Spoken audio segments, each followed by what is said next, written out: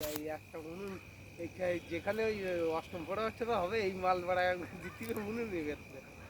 এই এক বস্তাতে ধরাত পারলি ওরা তো 10 করা খিচুড়ি এবার রান্না হয়ে যাবে, হবে না?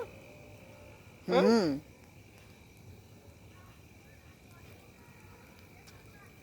ঢেলি দিয়ে খালি আগুনটা ধরাই দিতে যায়।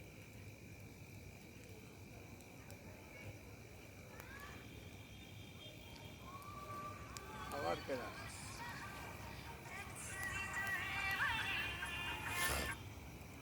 হ্যাঁ বলো, রনের দোকানে তা কি করবো? সাইকেলটা তো তুল দেয়নি বাবা।